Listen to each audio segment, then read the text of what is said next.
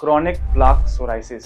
Chronic plaque psoriasis क्या होता है, इसको कैसे ठीक करें, ये क्यों होता है, क्या इसके ऐसे सिम्टम्स हैं जिसको हम घर बैठे बैठे ठीक कर सकते हैं, क्या खाना हमें खाना चाहिए। आज की वीडियो में ये सब तो मैं कवर करूंगा ही, साथ में मैं कुछ ऐसे रिकवरीज, कुछ ऐसे बिफोर आफ्टर की फोटोग्राफ्स भी आपके साथ शेयर करूंगा जिससे कि आपको समझ में आए कि क्रॉनिक प्लाक सोराइसिस का ट्रीटमेंट कैसे कर सकते हैं।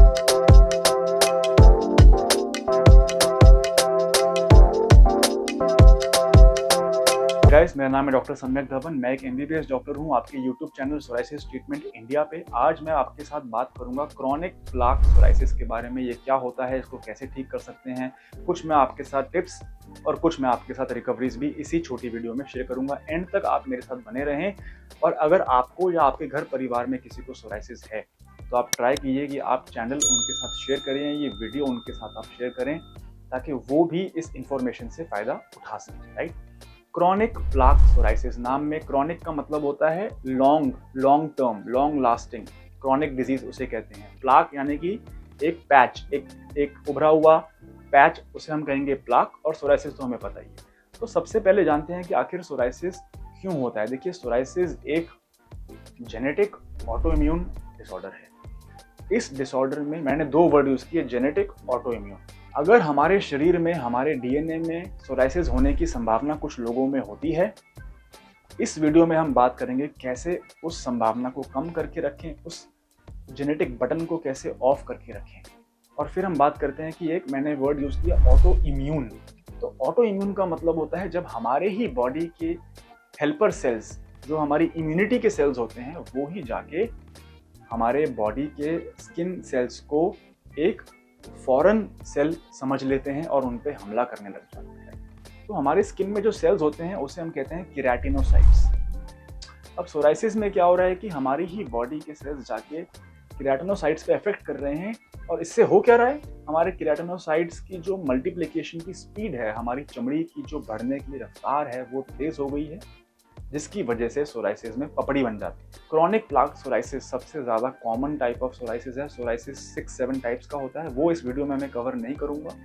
लेकिन सबसे ज़्यादा कॉमनली जो सोराइसिस मिलता है वो क्रॉनिक प्लाक सोराइसिस ही होता है। इसके सिम्टम्स क्या होते हैं वो जानने से पहले मैं बताऊंगा कि आखिर ये हो क्यों रहा है।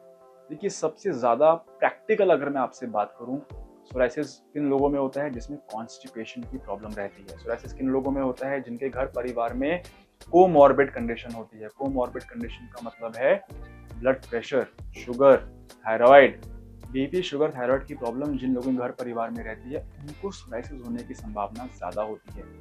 ऐसा क्या लोग करते हैं जिसकी वजह से उनके अंदर सोराइसिस होने की चांसेस, प्रोबेबिलिटी बढ़ जाती है। लाइफस्टाइल। सोराइसिस एक लाइफस्टाइल कंडीशन है। मॉडर्न मेडिसिन टेक्स्ट बुक्स में कहा गया है, आयुर्वेदिक ग्रंथों में बोला गया है कि सोराइसिस एक लाइफस्टाइल कंडीशन है। इसका मतलब कि हम जो खा रहे हैं, हम जो पी रहे हैं, हम जो कर रहे हैं, उसकी वजह से भी सोराइसिस पे प्रभाव पड़ता है। स्मोकिंग करना, ड्रिंकिंग करना, स्ट्रेस लेना, ये 3 ऐसे ट्रिगर फैक्टर्स हैं सोराइसिस के, जो सोराइसिस को ऑन कर देते हैं बटन को। और जिनको है उनको मालूम है उनका सोराइसिस बढ़ जाता है। लाल मीट, मांस, मटन खाना, ये एक बहुत ही ऐसा फूड आइटम है जिसमें अधिक मात्रा में इन्फ्लेमेशन हो सकती है हमारे शरीर के अंदर। तो इसको कंज्यूम करने से भी हमारे बॉडी में सोराइसिस का फेरअप आ सकता है। ये मैंने आपको बताया कि आखिर सोराइसिस क्यों हो रहा है। सिम्टम्स, अगर आप ये वीडियो देख रहे हो आपको मालूम ही है, मुझे सिम्टम्स कवर करने की कोई ज़रूरत नहीं है। फिर भी ब्रीफली अगर मैं आपको बताऊं तो लाल रंग के सिल्वरी वाइट प्लाक्स बनना, लाली आना, उभरे हुए पैचेस आना जिसमें खुजली होती है। कभी कभी अगर आप उसको उठाएंगे, आप अगर अपनी पपड़ी को छीलेंगे, उठाएंगे, तो उसमें छोटा सा खून का आपको दाना भी मिल सकता है।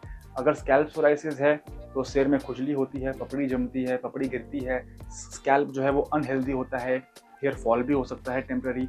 अगर एडवांस स्टेज में जा चुका है सोराइसिस तो नाखून जो है वो थोड़े से, उसके अंदर लाइनें पड़ जाती हैं, फिंगर्स के एंड पे सोजन आ सकती है, स्वेलिंग हो सकती है, जॉइंट में जा सकता है सोराइसिस, जिसकी वजह से स्मॉल फिंगर्स, टोज, बैक में यहाँ पे आर्थराइटिस के सिम्टम्स आ सकते हैं, सोजन हो सकती है। ये तो कुछ सिम्टम्स हम हर जगह पढ़ चुके हैं, बहुत सारी वीडियोस में हम देख चुके हैं। ट्रीटमेंट क्या है सोराइसिस का? देखिए, सबसे पहले तो उन बटन को ऑफ करें जिसकी वजह से सोराइसिस बढ़ रहा है। जो भी मैंने आपको ट्रिगर्स बताए, stress, alcohol, smoking, poor sleep quality, constipation, associated blood sugar, आपके कोलेस्ट्रॉल के लेवल्स, आपका ब्लड प्रेशर, ये सारी चीज़ें अगर हम मैनेज करके रखेंगे तो हम सोराइसिस को मेंटेन कर सकते हैं। इनफैक्ट नेक्स्ट जनरेशन में आने से रोक भी सकते हैं, और खुद के अंदर भी अगर हमें पता है कि हमारे फैमिली में किसी को भी कोमॉर्बिड कंडीशंस हैं तो हम अपने आप को बचा सकते हैं सोराइसिस से, राइट। ट्रीटमेंट इसका किस बात पे डिपेंड करता है? देखिए, वो इस बात पे डिपेंड करता है कि आपकी हिस्ट्री क्या है, आपकी मेडिकल हिस्ट्री क्या है, आपकी फैमिली हिस्ट्री क्या है, आपकी पास्ट हिस्ट्री क्या है, आपका लाइफस्टाइल कैसा है। इन बातों पे डिपेंड करता है कि आपका ट्रीटमेंट कैसा होगा। मैं कुछ बिफोर आफ्टर की फोटोज फटाफट से यहाँ दिखा देता हूँ, जिससे कि आपको पता चले कि सोराइसिस का ट्रीटमेंट अब उतना चैलेंजिंग, उतना मुश्किल नहीं रह गया है जितना एक समय पे हुआ करता था। अब इंटीग्रेटिव मेडिसिन के यूज करके, इंटीग्रेटिव मेडिसिन की अप्रोच के द्वारा घर बैठे बैठे ही सोराइसिस को ठीक किया जा सकता है, राइट। और ये क्यों ठीक करना जरूरी है? क्योंकि अगर हम सोराइसिस को ठीक ना करें, 15% केसेस में जिनको क्रॉनिक प्लाक सोराइसिस रहता है, सोराइसिस आगे जाके जोड़ों में जा सकता है और सोराइटिक आर्थराइटिस कॉज कर सकता है। एक बार जब बीमारी नाखून और जॉइंट्स में चली जाती है, उसको ठीक करना मुश्किल हो जाता है। किसी भी डॉक्टर के लिए दवाइयाँ जो हैं वो बहुत गर्म देनी पड़ती है, इलाज लंबा चलता है, और बीमारी का वापस आना, उसकी पलटी मारने की संभावना भी ज़्यादा होती है। इसलिए मैं हर बार अपनी वीडियो में बोलता हूँ कि जब तक तो आपका सोराइसिस आपकी स्किन तक लिमिटेड है, आपको अग्रेसिवली उसका ट्रीटमेंट, प्रोएक्टिव होकर आपको उसका ट्रीटमेंट करवा लेना चाहिए, इससे पहले की बीमारी नाखून या जोड़ों में, यानी कि स्टेज 2 या स्टेज 3 में, एडवांस स्टेज में चली जाए। आई होप आपको ये फोटोज अच्छी लगी हों जो मैंने बिफोर आफ्टर की आपको दिखाई। अगर आपको सोराइसिस है या आप किसी को जानते हैं जिसको सोराइसिस है, उसको आप कैसे बता सकते हैं, कैसे आप उनकी हेल्प कर सकते हैं, ये वीडियो आप उनके साथ शेयर कीजिए। नीचे डिस्क्रिप्शन में एक लिंक है, उस पर क्लिक करके डायरेक्टली आप व्हाट्सएप खोल सकते हैं।